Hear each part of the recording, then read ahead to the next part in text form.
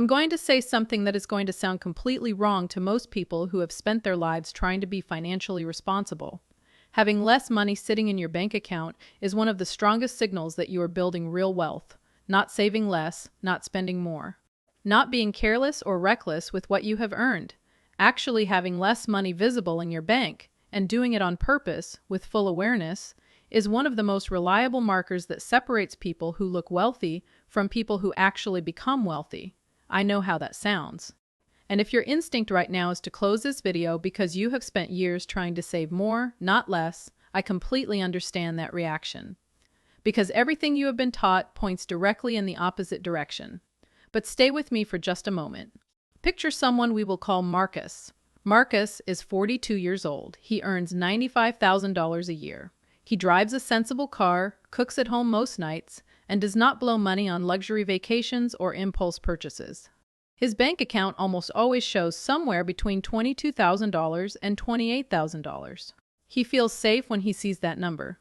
He refreshes his banking app the way other people check the weather, just to confirm that the world is still okay. Marcus has done everything right by every measure his parents and society ever handed him. He saves. He does not overspend. He has a comfortable cushion sitting in the bank at all times. And yet, at 42, Marcus has maybe $85,000 in his retirement account, almost no taxable investments, and a quiet, growing anxiety that he cannot fully explain. He is doing everything right. So why does retirement feel further away with every passing year? Why does financial security feel like a destination that keeps moving? What if everything you were taught about keeping money in the bank is actually backwards? Here is what almost every American believes about money in the bank. A large, visible cash balance is the foundation of financial security. It is what separates responsible adults from people who live paycheck to paycheck. You have probably been told your whole life to build up your savings, keep 3 to 6 months of expenses accessible in a bank account, and only invest money you can truly afford to lose.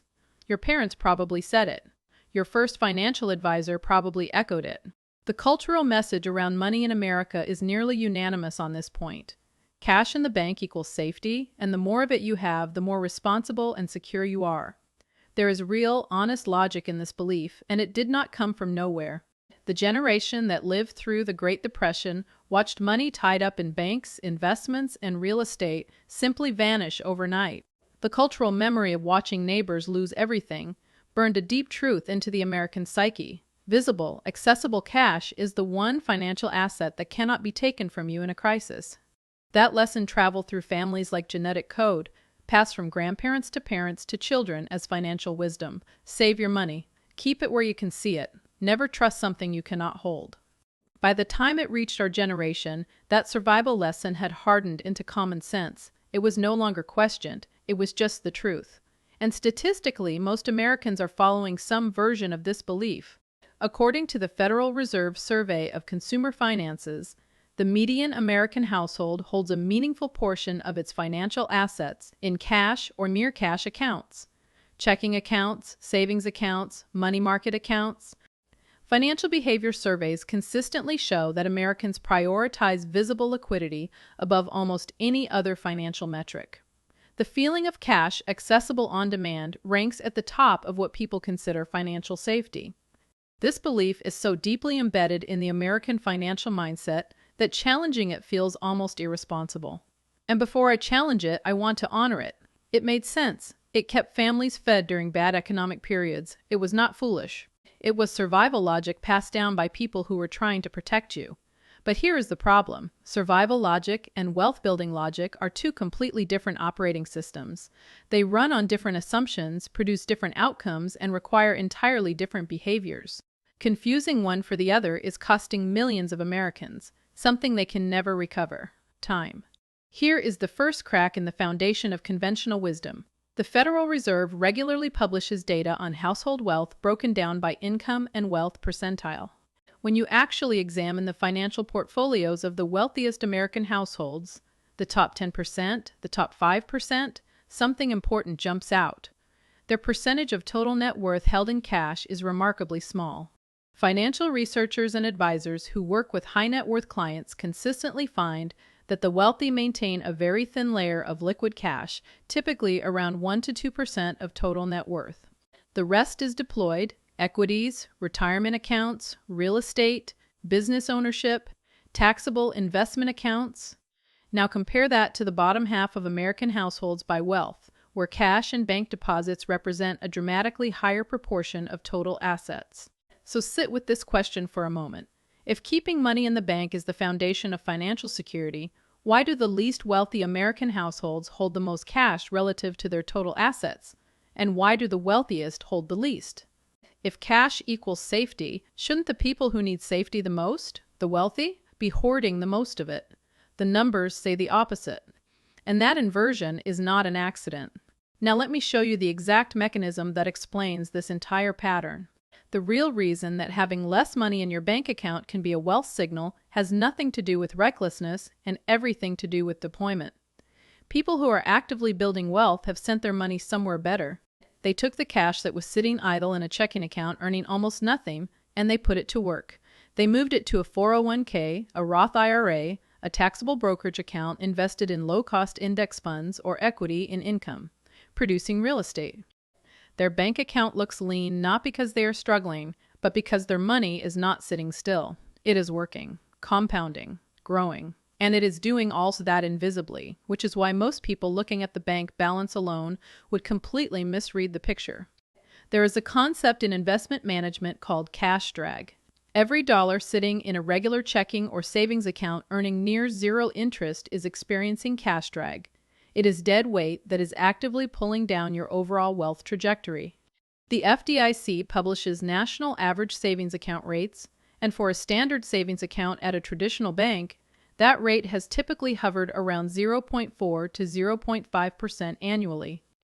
Now consider that inflation in the United States, even in moderate years, runs somewhere between 2 and 3% per year.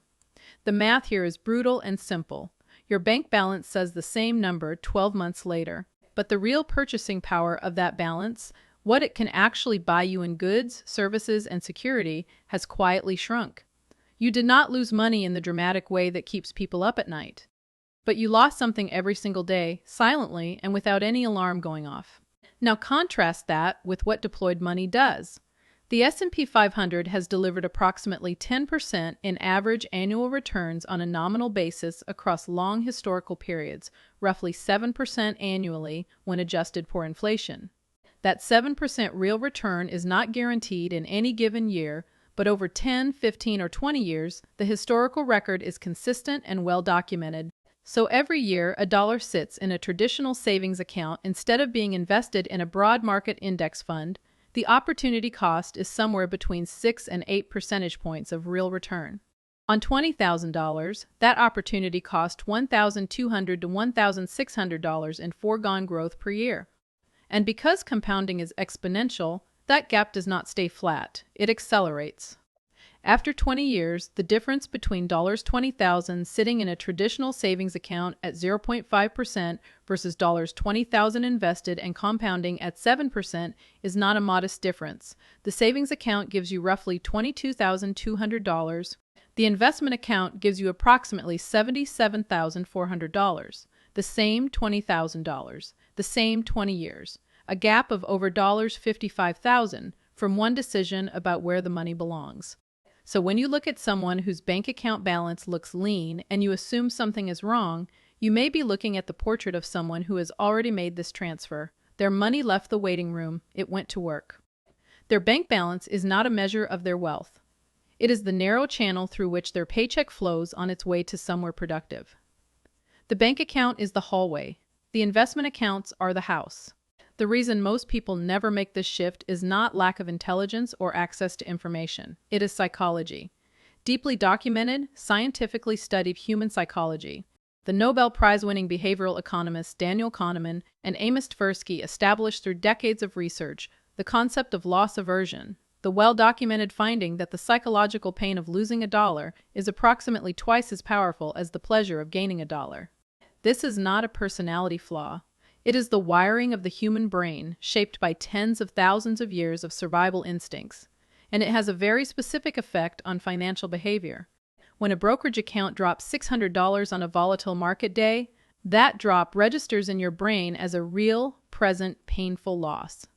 When your bank account stays flat but loses $400 in real purchasing power to inflation over the course of a year, your brain registers nothing. The loss is invisible. The loss aversion mechanism simply does not activate for losses it cannot see in real time. The result is that most people will make the irrational but deeply human choice to keep money where it feels safe, even when the safe place is quietly eroding their wealth, simply because the alternative feels more emotionally dangerous. There is a second psychological layer called the endowment effect, a documented tendency to place a higher value on things you currently possess than on equivalent things you do not yet have. The $25,000 in your bank account right now feels more real, more yours, more valuable than a hypothetical $77,000 that same money might become in 20 years through investing. The present certainty of having it feels superior to the future probability of growing it. And on top of both of these forces sits a powerful social dynamic. In American culture, keeping significant money in the bank has become a symbol of adult responsibility. Saying out loud that you have $30,000 in savings carries a certain social pride. Nobody says they have $230,000 in index funds at a dinner conversation. The bank balance is the visible, legible status signal. The investment portfolio is invisible and therefore socially unrewarding, even though financially it is where the real work is happening. You were not irrational for believing that a large bank balance was the right goal. You were set up by biology, psychology, and culture to believe exactly that. Understanding why it happens is the first step toward overriding it on purpose. Let me make this concrete with two real American households over 20 years. Both earn $90,000 a year. Both are responsible, hardworking people with genuinely good financial intentions. Neither wastes money carelessly. The only difference is how they handle the portion of their income that is not consumed by living expenses. Person A, we will call her Dana. Dana keeps a standing balance of $30,000 in her checking and savings accounts. It is her bedrock. It is the number that makes her feel okay. She earns about 0.5% on it annually. She does contribute to her 401k, but only enough to capture the employer match, roughly 3% of her salary. She plans to invest more when things feel more settled, but things never quite settle in the way she imagines they will. Over 20 years, Dana's investments grow at a modest pace and her bank balance stays nominally flat while quietly losing purchasing power. When she reaches 62 and starts thinking seriously about retirement, her 401k holds around $260,000 to $280,000. Her bank account shows $30,000. She has something, but the math on her retirement is uncomfortable and she knows it. Person B, we will call her Keisha. Keisha earns the same $90,000. Keisha keeps $11,000 in a high-yield savings account, her emergency fund roughly 3 months of essential expenses. Her checking account usually holds less than $3,000 at any given time. People who know Keisha casually might assume she is barely getting by. But Keisha contributes $23,500 annually to her 401k and $7,000 to her Roth IRA. Her bank account looks thin because her money is not waiting in the bank, it is already at work. Over 20 years, with a conservative average return of 7% annually, Keisha's investment portfolio has grown to over $1.1 million. Same income, same city, same tax bracket. Different answer to one single question. Where does the money go after I earn it? The gap between Dana and Keisha is not talent, luck, or income. It is deployment. It is the decision about where money belongs after it passes through the bank. Now let me give you a specific, practical framework for making this shift in your own financial life. There are 5 steps, and the order matters. Step 1 is to right-size your emergency fund. The 3 to 6 month emergency fund that conventional wisdom recommends is actually the correct target, but it needs to live in a high-yield savings account, not a regular bank account. As of 2025, online banks and certain credit unions are offering high-yield savings rates between 4 and 5% annually. That is not an investment return, but it is 10 times better than what most traditional bank savings accounts pay. Calculate your essential monthly expenses: housing, utilities, groceries, insurance premiums, and minimum debt payments. Multiply that number by 4. That is your right-sized emergency fund target. That money stays in the high-yield account. It does not grow endlessly. It does its job and nothing more. Every dollar above that target is doing you a financial disservice by sitting idle. Step 2 is to capture every dollar of your employer's 401k match before anything else. If your employer matches up to 4% of your salary and you are contributing less than 4%, you are declining a guaranteed 100% return on that portion of your contribution. There is no investment, no asset class, and no financial product anywhere in the world that offers a guaranteed immediate 100% return. The employer match is literally the only example of it that exists for most Americans. If you are not at full match, stop everything else and fix this first. Set your contribution rate to at least the match threshold today, this week, not next month. Step 3 is to fund your Roth IRA to the annual contribution limit. For 2025, that limit is $7,000 per year for anyone under 50 and $8,000 for those 50 and older. The Roth IRA is uniquely powerful because your money grows entirely tax-free and qualified withdrawals in retirement are completely tax-free. No income tax is owed on the growth, ever. Open one at a low-cost brokerage such as Fidelity, Vanguard, or Charles Schwab, all of which offer zero-commission trading and excellent low-cost index fund options. Investing in a broad, diversified index fund, a total stock market index fund, or an S&P 500 index fund works well for most people. Set up an automatic monthly contribution of $583 to hit the annual limit, or whatever amount moves you toward it consistently. Step 4 is to return to your 401k and increase your contribution rate beyond the employer match. The 2025 employee contribution limit for a 401k is $3,500. Most people cannot hit that ceiling immediately, and that is completely fine. The strategy is to increase your contribution percentage by 1 or 2% every year, and specifically to redirect every raise directly into an increased contribution before you adjust your lifestyle to absorb the new income. This one behavioral practice, raising your contribution rate every time your income rises, is how most ordinary Americans who retire comfortably actually get there. Not through a dramatic single decision, but through an annual habit of quiet redirection. Step 5 is to open a taxable brokerage account for anything left after maximizing tax-advantaged accounts. A regular brokerage account has no contribution limits, no age-based restrictions on withdrawals, and gives you fully flexible, long-term investment exposure. Buy the same low-cost index funds. Set up automatic monthly contributions. Do not check it every day. Do not react to market fluctuations. The taxable brokerage is your bridge to financial goals that happen before traditional retirement age, whether that is real estate, early financial independence, funding a major life transition, or simply building the kind of asset base that gives you genuine options when life presents unexpected choices. The unifying principle underneath all 5 steps is this: your bank account is not where money lives. It is where money passes through on its way to somewhere that works. The bank is the hallway. Your investment accounts are the rooms where real wealth is built. Now let me show you what your financial life looks like if you actually do this. Picture yourself 10 years from today. You are 50 or 55 or wherever this change puts you a decade out. Your bank account shows $13,000, your right-sized emergency fund, earning around 4.5% in a high-yield account. If someone glanced at that number, they might assume you are stretched thin. But your 401k has grown to somewhere between $550,000 and $650,000, depending on your starting balance and contribution rate. Your Roth IRA holds over $130,000, growing tax-free, untaxed at withdrawal. Your taxable brokerage has another $75,000 in index funds quietly compounding.